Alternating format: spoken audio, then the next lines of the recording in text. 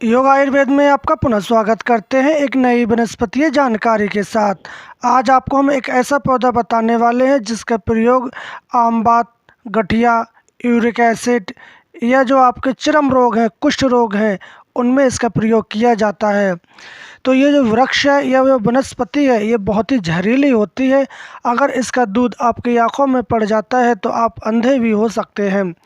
तो ऐसी वनस्पतियों को आप जानें और उनसे आप बच के रहें और उनका प्रयोग किसी डॉक्टर या चिकित्सक की निगरानी में आप करें।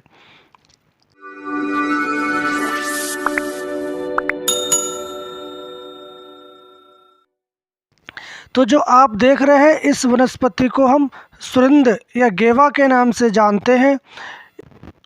साथ ही साथ इसको क्षेत्रीय भाषाओं में भी अलग अलग नामों से जानते हैं, जैसे इसको फुलगी, हुआ, गेवा, गेवंग, गेरिया। इंग्लिश में इसको ब्लाइंडिंग ट्री और इसका बॉटिकल नाम एक्सिकेरिया एल्गोचा है। तो आप अपने क्षेत्र में इस वनस्पति को किस नाम से जानते हैं, आप हमें कमेंट बॉक्स में ज़रूर बताएं। ये एक छोटी जाति का विषैला एवं हमेशा हरा रहने वाला वृक्ष होता है। इसके हर एक अंग में सफ़ेद रंग का बहुत ही तीक्ष्ण स्वाद वाला दूध जैसा रस रहता है। इसके पत्ते सफ़ेद कुटज के पत्तों के समान मगर उनसे कुछ मोटे, लंबे और मुलायम रहते हैं। पत्तों की डंठल लंबे और लाल रंग के होते हैं। इसके फूल पीले और सुगंधित, छाल उबड़ खाबड़ और लकड़ी सफ़ेद और मुलायम होती है। इसकी जड़ के टुकड़े नरम, हल्के, लाल और काक की लकड़ी के समान होते हैं।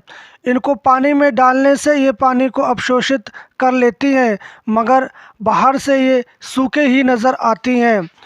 चाकू से चीरा लगाने पर इसके शोषण किया हुआ पानी बाहर निकल आता है। इस वृक्ष की छाल और इसका दूध औषधीय रूप में प्रयोग लाया जाता है।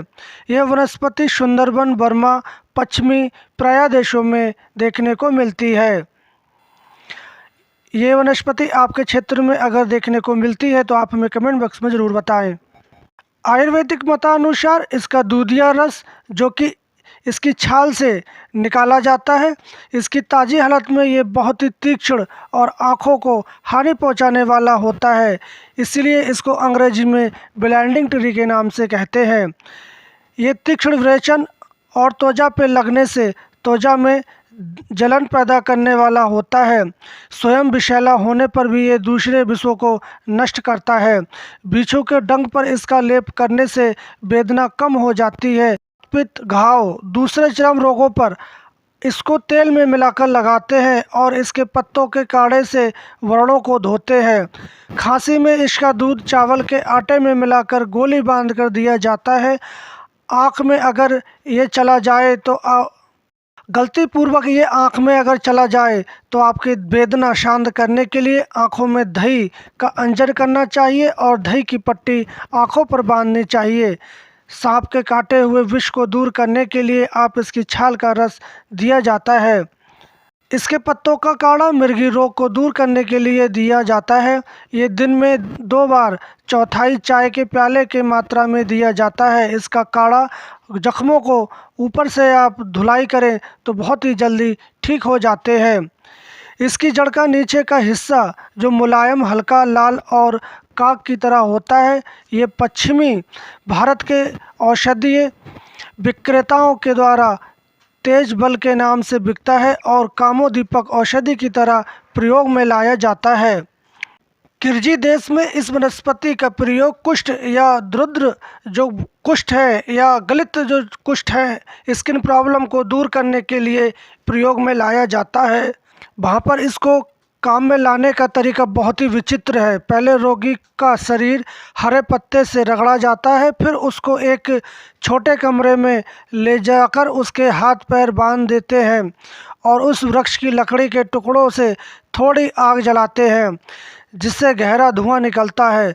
उस अग्नि से कुछ ऊपर उस मरीज को टांग देते हैं और कुछ घंटों तक उसको वहीं धुएं में ही रखते हैं। इस दवा से रोगी को बेहद दर्द और त्रस्त होती है और वह बेहोश भी हो सकता है।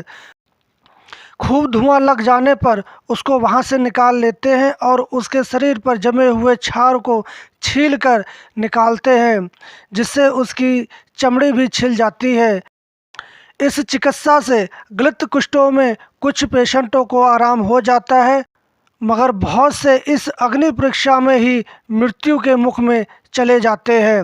इस प्रकार इस किर्गी देश में इस दलित या स्किन प्रॉब्लम का जो उपचार इस औषधि से इस प्रकार किया जाता है, ये बहुत ही कष्टदायक होता है। आप ऐसा ना करें, नहीं तो आपको इसका भुगतान पड़ सकता है। तो ये जो ब्लाइंडनेस ट्री है, ये बहुत ही तीक्ष्ण या विरेचक होती है और ये आपके स्किन पर छाले फफोले डाल सकती है। तो आप इस वनस्पति को गौर से देखें और इससे आप दूरी रहें। तो ऐसी ही जानकारियों के लिए आप हमारे चैनल को सब्सक्राइब कर सकते हैं और साथ में बेल आइकन को ऑल पर क्लिक कर सकते हैं। और हम फिर मिलते हैं एक नेक्स्ट वीडियो में नई जानकारी के साथ। तब तक के लिए धन्यवाद।